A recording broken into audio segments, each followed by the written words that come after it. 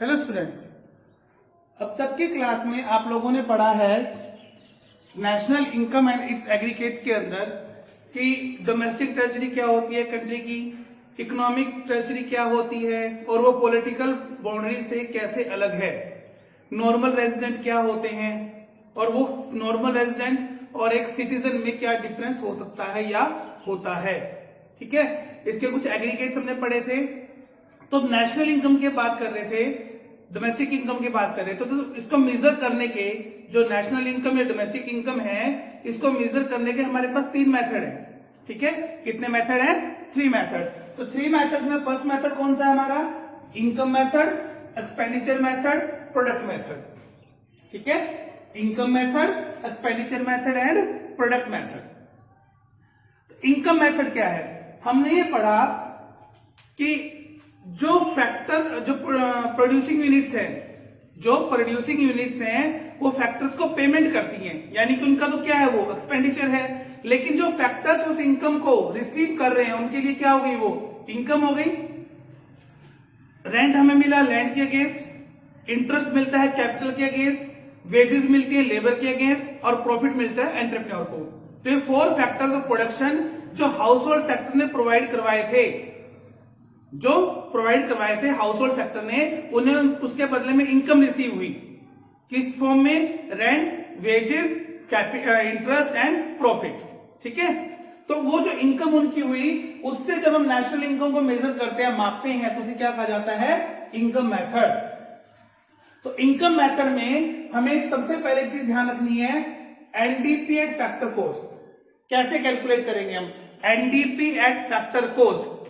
N मतलब national, D मतलब N मतलब नेट, डी मतलब डोमेस्टिक, पी मतलब प्रोडक्ट यानी कि इनकम एट फैक्टर कॉस्ट। ठीक है, फर्स्ट वाला जो एन होगा वो नेट के लिए यूज होगा, डी डोमेस्टिक, पी मतलब प्रोडक्ट, एफसी मतलब फैक्टर कॉस्ट। ठीक है, इसका फॉर्मूला होता है, क्या क्या चीज हम इसके अंदर लेंगे? इसके अंदर हम लेंगे compensation to employees, compensation to employees plus operating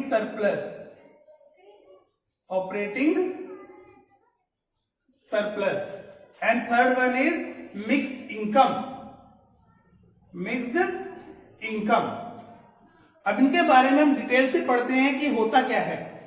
सबसे पहले हमारे पास आता है compensation to employees, compensation to employees. जो एम्प्लॉइज काम करते हैं हमारी एंटरप्राइज के अंदर, हमारी फर्म में, हमारी कंपनी में या हमारी प्रोड्यूसिंग यूनिट के अंदर कोई एम्प्लॉय काम कर रहा है, उसे हम जो कंपनसेट करते हैं, उसको जो पे करते हैं, भले वो उसकी सैलरी है, वेजेस हैं, बोनस है, पेमेंट इन काइंड है, पेमेंट इन काइंड।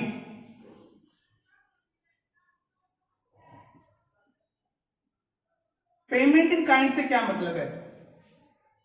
कभी कभी एम्प्लॉइज को हम कैश बेनिफिट नहीं देते, उसके बदले उसको कुछ और बेनिफिट देते हैं। सपोज उसका हाउस रेंट हमने पे कर दिया या अकोमोडेशन उसको प्रोवाइड कर दिया, उसके बच्चों के लिए हमने स्कूल प्रोवाइड किया हुआ है, उसको हमने गाड़ी दी है, ड्राइवर दिया है, कुछ भी ऐसी फैसिलिटीज जो हम अपने एम्प्लॉइज को दे रहे हैं, वो किसमें काउंट होगा?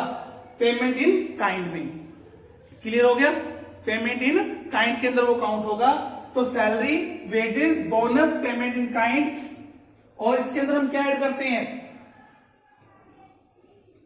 Social security contribution by employer. ठीक है, अभी इससे क्या मतलब है? Social security contribution by employer. Employer कौन है? जो हमें जॉब प्रोवाइड करवा रहा है, हमें एम्प्लॉयमेंट दे रहा है, वो हमारा एम्प्लॉयर है।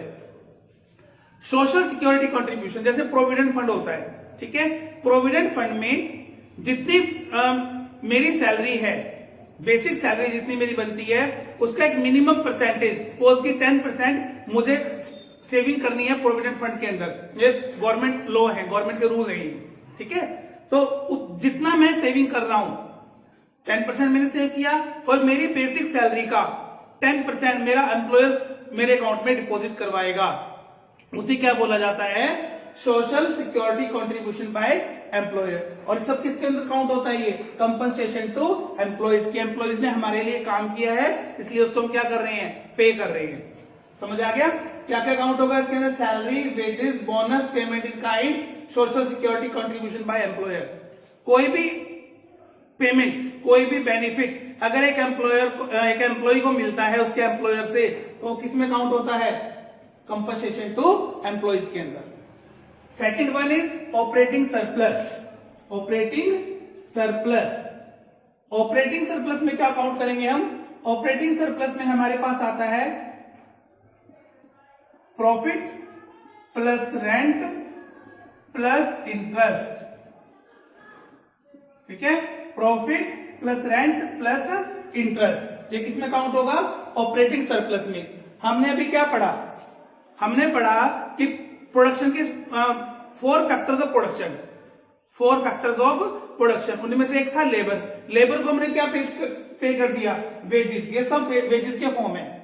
लेकिन जो हमने बिल्डिंग यानी कि लैंड प्रोवाइड करवाई है, उसके अगेंस्ट हमें क्या मिलेगा?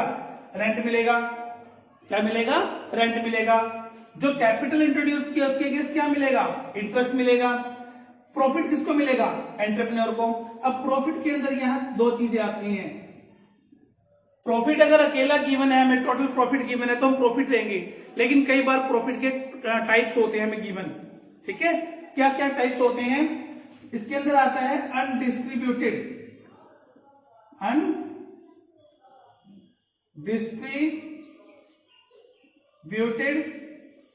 प्रॉफिट, या इसको बोलते हैं corporate saving. Corporate savings, undistributed profit या कॉर्पोरेट सेविंग। अपने प्रॉफिट का कुछ पार्ट एम्प्लॉयर यानी कि जो कॉर्पोरेशन हाउस है, जो कंपनीज है, वो सेव कर लेती हैं। किसके लिए? फ्यूचर में होने वाली डिफिकल्टीज को फेस करने के लिए। ठीक है? वो क्या है? अनडिस्ट्रीब्यूटेड प्रॉफिट या कॉर्पोरेट सेविंग। प्लस डिविडेंड, जो हमें प्रोवाइड करवा दिया, कंपनी ने हमें पे कर दिया डिविडेंड। ठीक है? Plus corporate tax. Plus corporate tax. ये सब तीनों चीजें किसमें काउंट होंगी? प्रॉफिट के अंदर काउंट होगी। किसमें काउंट होगी? प्रॉफिट में। तो compensation to employees plus operating surplus. Operating surplus के पार्ट है प्रॉफिट, रेंट और इंटरेस्ट। प्रॉफिट के आगे कौन कौन से पार्ट है? अनडिस्ट्रीब्यूटेड प्रॉफिट या कॉर्पोरेट सेविंग। ठीक है? डिविडेंड, क्लेम, अनक्लेम और कॉर्पोरेट टैक्स। ठीक। Third one is mix income. Third one is mixed income.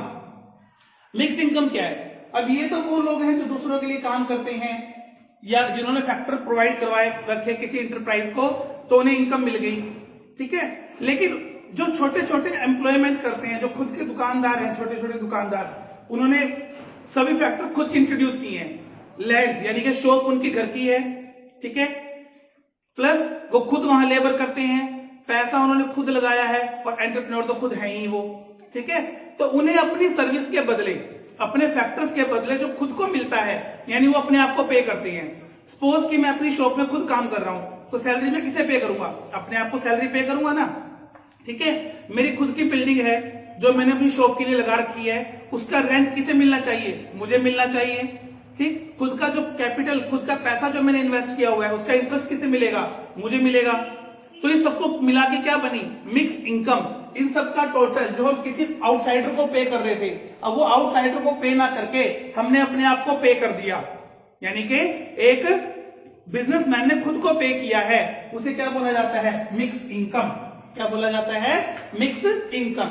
और इन तीनों को मिला दें, compensation to employees, operating surplus and mix income equal to net domestic product at factor cost, NDP at factor cost. समझ आ गया? एनडीपी एट फैक्टर कॉस्ट निकालने के लिए इनकम मेथड से, यह हर किसी के अंदर अलग रहता है मेथड, तो इनकम मेथड की हम पहले बात कर रहे हैं। तो इनकम मेथड से एनडीपी एट फैक्टर कॉस्ट निकालने के लिए हमें क्या करना है? Compensation to employees plus operating surplus plus mix income. ठीक है? तो हमारे पास क्या आ जाएगा? NDP at factor cost. अब हम सीखते हैं कि जो और एग्रीगेट्स हैं, एनडीपी को जीडीपी में या फैक्टर कॉस्ट को मार्केट कॉस्ट में या डोमेस्टिक को नेशनल में कैसे कन्वर्ट करेंगे। तो उसके लिए एक बेसिक से फॉर्मूले जो हमने कल पढ़े थे उसी को एक बार रिपीट करेंगे हम। तो हम जो फॉर्मूलाज हमने पहले सीखे हैं उसी को हम एक बार रिपीट करते हैं। सबसे पहले हमारा फॉर्मूला था कि जो डोमेस्टिक है, डोमेस्टिक इनकम या डोमेस्टिक प्रोडक्ट को अगर नेशनल में कन्वर्ट करना है तो हमें क्या करना होगा, net factor income from abroad को प्लस करना होगा। Net factor income from abroad से क्या मीन है हमारा, इससे मतलब है कि हमारे जो फैक्टर विदेशों में काम कर रहे हैं, फॉरेन कंट्रीज के अंदर काम कर रहे हैं, और जो फॉरेनर्स यानी इनके जो फैक्टर्स हैं हमारे यहाँ काम कर रहे हैं या हमने उनको हायर किया हुआ है, दोनों की पेमेंट का डिफरेंस क्या रहता है, net factor income from abroad. अगर हम डोमेस्टिक के अंदर net factor income abroad plus कर देंगे तो हमारे पास क्या आएगा, नेशनल, और अगर नेशनल में से ये माइनस करेंगे नफिया तो क्या हो जाएगा, डोमेस्टिक। ठीक है, ऐसे ही ग्रोथ में से अगर हम डेप्रिसिएशन माइनस करते हैं हमारे पास क्या आता है, नेट आता है। ठीक है, और नेट के अंदर अगर डेप्रिसिएशन प्लस करेंगे तो क्या आएगा, ग्रोथ आएगा। फैक्टर कॉस्ट जो प्रोडक्शन की कॉस्ट है फैक्टर के ऊपर सिर्फ, ठीक है, उसे हम क्या बोलते हैं, फैक्टर कॉस्ट। जब उसके अंदर हम प्लस कर देते हैं एनआईटी, नेट इनडायरेक्ट टैक्सेस, मतलब इनडायरेक्ट टैक्सेस माइनस सब्सिडीज। हमने कल पढ़ा था लास्ट टॉपिक के अंदर कि इनडायरेक्ट टैक्सेस जो होते हैं वो कॉस्ट को यानी कि प्राइस जो होता है प्रोडक्ट का उसे इंक्रीज कर देते हैं, जबकि सब्सिडी उसे रिड्यूस कर देती है उसके प्राइस को। तो इन दोनों का जो डिफरेंस रहता है उसे क्या बोलते हैं, एनआईटी। तो factor cost plus NIT equal to market price. ठीक है, और अभी हमने किया इनकम मेथड के अंदर कि NDP at factor cost, NDP at factor cost निकालने के लिए हमने क्या किया, compensation to employees, operating surplus और मिक्स इनकम, इन तीनों को प्लस कर दिया। अब इसे और जो एग्रीगेट्स होते हैं, अदर जो एग्रीगेट्स हैं उसमें कन्वर्ट करना है तो कैसे करेंगे। सपोज हमें NDP at factor cost given है, NDP at factor cost given है, यानी कि ये 3 वैल्यू गिवन है। ठीक है, और हमें कन्वर्ट करना है जीडीपी एफसी के अंदर। किसमें कन्वर्ट करना है, जीडीपी एफसी के अंदर। तो देखिए कैसे कन्वर्ट करेंगे। एनडीपी एट फैक्टर कॉस्ट हमें पता है या इसका फॉर्मूला हमें पता है, बाकी तो सारा सेम है। डीपी एट फैक्टर कॉस्ट क्या करना है, इस एन को जी में कन्वर्ट करना है। एन को किसमें करना है, जी में। एन मतलब नेट, जो फर्स्ट वाला एन है, पहला एन इसे क्या मानते हैं, नेट मानते हैं। इस नेट को किसमें कन्वर्ट करना है, जी यानी के ग्रोथ में। तो नेट को ग्रोथ में कन्वर्ट करने के लिए क्या करेंगे, डेप्रिसिएशन प्लस हो जाएगा, तो इसके अंदर क्या कर देंगे हम, प्लस डेप्रिसिएशन। डेप्रिसिएशन का दूसरा नाम है ऑब्सोलेंस। क्या है, ऑब्सोलेंस या रिप्लेसमेंट ऑफ फिक्स एसेट्स की जो वैल्यू हुई है उसको, डेप्रिसिएशन को हम क्या कर रहे हैं, यहाँ प्लस कर रहे हैं। तो एनडीपी एट फैक्टर कॉस्ट के अंदर अगर मैं डेप्रिसिएशन प्लस कर दिया हमारे पास क्या आ गया, जीडीपी एफसी। ठीक है, सपोज मुझे यहाँ जीडीपी एमपी निकालना है। क्या निकालना है, जीडीपी एमपी, और मुझे सिर्फ ये पता है। ठीक है, तो क्या करेंगे हम, एनडीपी एफसी तो हमें पता है, इस एन को पहले किसमें कन्वर्ट करेंगे, जी में। तो एन को जी में कन्वर्ट करने के लिए क्या किया हमने, डेप्रिसिएशन प्लस कर दिया। डोमेस्टिक प्रोडक्ट सेम है, फैक्टर कॉस्ट को किसमें कन्वर्ट करना है, मार्केट प्राइस में। तो फैक्टर कॉस्ट को मार्केट प्राइस में कन्वर्ट करने के लिए क्या किया हमने, एनआईटी प्लस कर दिया, नेट इनडायरेक्ट टैक्सेस प्लस कर दिए। ठीक है, अब मान लो कि हमें दिया हुआ है यहां पे कन्वर्ट करने के लिए, हमें कन्वर्ट करना है GDP NNP at MP, NNP at MP. हमें यहां से कुछ भी गिवन है, सपोज हमें गिवन है जीडीपी एफसी गिवन है। ठीक है, क्या गिवन है, जीडीपी एफसी। हम स्टेप वाइज चलेंगे। पहले जो जी है यानी कि ग्रोथ है उसे किसमें कन्वर्ट करना है, नेट के अंदर। किसमें, नेट के अंदर। तो ग्रोथ को नेट में कन्वर्ट करने के लिए हम क्या करते हैं, डेप्रिसिएशन माइनस करते हैं। ग्रोथ को नेट में कन्वर्ट करने के लिए क्या किया हमने, डेप्रिसिएशन माइनस किया। डी मतलब डोमेस्टिक, डोमेस्टिक को नेशनल, जो सेकंड एन है वो नेशनल के लिए है, फर्स्ट एन नेट के लिए, सेकंड एन नेशनल के लिए। ठीक है, इस डी को यानी कि डोमेस्टिक को नेशनल में कन्वर्ट करने के लिए हमने क्या किया, डोमेस्टिक को नेशनल में कन्वर्ट करने के लिए हमने नफिया प्लस कर दिया, तो नफिया हमने इसके अंदर प्लस कर दिया। ठीक है, पी सेम है। फैक्टर कॉस्ट, फैक्टर कॉस्ट को किसमें कन्वर्ट कर रहे हैं हम? मार्केट प्राइस के अंदर। तो फैक्टर कॉस्ट को मार्केट प्राइस में कन्वर्ट करने के लिए, फैक्टर कॉस्ट को मार्केट प्राइस में कन्वर्ट करने के लिए हम क्या प्लस करते हैं? NIT, यानी कि नेट इनडायरेक्ट टैक्सेस। समझ आ गया? तो ये स्टेप है, कुछ स्टेप के अकॉर्डिंग इन तीन बेसिक जो हमारे फॉर्मूलाज हैं, बेसिक फॉर्मूलाज है इसके, बेसिक कन्वर्टर है, इन कन्वर्टर के थ्रू हम यहां से कुछ भी हमें गिवन है, ठीक है, हमें सिर्फ एक फॉर्मूला याद रखना है, NDPFC कैसे कैलकुलेट होगा। तो NDPFC कैलकुलेट करने के लिए हमारे पास तीन चीज होनी चाहिए, compensation to employees, operating surplus, mix income. ठीक है, उसके बाद इन कन्वर्टर के थ्रू हम यहां से किसी चीज को भी कैलकुलेट कर सकते हैं। सपोज हमें कैलकुलेट करना है NNPFC और हमें यहां से कुछ भी गिवन है, ओरिजिनली गिवन है हमें NTPFC गिवन है, तो ये N तो सेम है, इसका कुछ नहीं करना।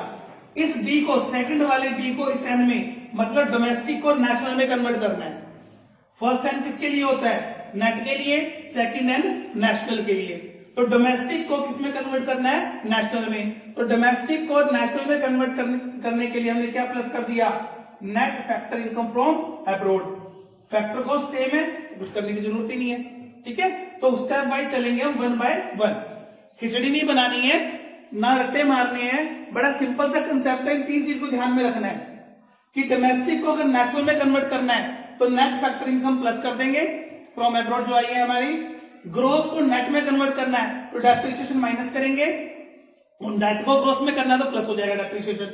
फैक्टर कॉस्ट को मार्केट प्राइस में कन्वर्ट करना है तो क्या करेंगे? नेट इनडायरेक्ट टैक्सेस को प्लस कर देंगे। ठीक है, सपोज हमें यहां से कुछ और भी कैलकुलेट करना है, कुछ भी निकाल लीजिए, GDPFC निकालना है हमें। क्या निकालना है? GDPFC, और हमें गिवन है NNPFC, ये गिवन है, ये MP गिवन है, कुछ भी लगा लो, कोई दिक्कत नहीं है यहां से। N मतलब नेट, G मतलब ग्रोथ। तो नेट को ग्रोथ में कन्वर्ट करने के लिए क्या किया हमने? ग्रोथ को नेट में कन्वर्ट करने के लिए डेप्रिसिएशन माइनस किया था। अब नेट को ग्रोथ में कन्वर्ट करने के लिए क्या करेंगे? डेप्रिसिएशन प्लस कर देंगे। ठीक है, अब नेशनल को डोमेस्टिक में कन्वर्ट करना है। जब डोमेस्टिक को नेशनल में कन्वर्ट किया था तो नफिया प्लस किया था हमने, अब नेशनल को डोमेस्टिक बनाएंगे तो क्या करेंगे? माइनस कर देंगे। ठीक है, मार्केट प्राइस, फैक्टर कॉस्ट को मार्केट प्राइस में कन्वर्ट करना है तो फैक्टर प्राइस को मार्केट में कन्वर्ट करते हैं तो क्या करते हैं? इनडायरेक्ट टैक्सेस को प्लस कर देते हैं। ठीक है, तो इस तरीके से इसको हम क्या कर सकते हैं? कन्वर्ट कर सकते हैं। आई होप यहां तक सबको क्लियर हो गया होगा। तो ये कुछ एग्रीगेट्स हैं, ठीक है, इसको आपने कन्वर्ट करना है, प्रैक्टिस करनी है। जब तक ये टॉपिक क्लियर नहीं होगा कि कन्वर्जन कैसे होगा, तब तक नेशनल इनकम को मेजर करना हमें नहीं आएगा। तो इस चैप्टर के अंदर बेसिकली हमने अभी तक क्या पढ़ा है? हमने पढ़ा है कि नेशनल इनकम और डोमेस्टिक इनकम या प्रोडक्ट होता क्या है, नॉर्मल रेजिडेंट कौन है, क्या कंडीशंस को पूरा करना है उन्हें, सिटीजन और नॉर्मल रेजिडेंट में क्या डिफरेंस है, डोमेस्टिक ट्रेजरी क्या होती है, और ये पॉलिटिकल फ्रंटियर से, पॉलिटिकल बाउंड्री से कैसे अलग हैं। ठीक है, और उसके बाद हमने पढ़ा इनके बारे में, domestic, net factor income abroad, net taxes क्या होते हैं, ठीक है, डेप्रिसिएशन क्या होता है, फैक्टर कॉस्ट क्या होती है, इनको पढ़ा। उसके बाद 3 मेथड है इसको कन्वर्ट करने के लिए, कैलकुलेट करने के लिए, national income method, expenditure method और प्रोडक्ट मेथड। तो हम सबसे पहले हमने क्या किया? इनकम मेथड को उठाया। तो इनकम मेथड का एक फॉर्मूला हमने याद किया, हमें पता लगा NDPF फैक्टर कॉस्ट निकालने के लिए हमें compensation to employees, operating surplus और मिक्स इनकम, हमने इसके बारे में पढ़ा कि क्या होता है। उसके बाद जो कन्वर्टर हमें पता लगे, इन कन्वर्टर की हेल्प से हमने इनको कन्वर्ट करना शुरू किया, एग्रीगेट्स को कन्वर्ट करना शुरू किया। हमें रट्टा नहीं मारना है, बेसिकली बेसिक समझने हैं इसके जो बेसिक कंसेप्ट हैं कि 1 स्टेप वाइज कैसे इसको कन्वर्ट किया जा सकता है। तो इसकी प्रैक्टिस करो जितना हो सके मैक्सिमम। नेक्स्ट टॉपिक के अंदर हम पढ़ेंगे कि रियल जीडीपी और नॉमिनल जीडीपी क्या होती है, कैसे कैलकुलेट इसको कर सकते हैं। ठीक है, तब तक के लिए कीप प्रैक्टिसिंग।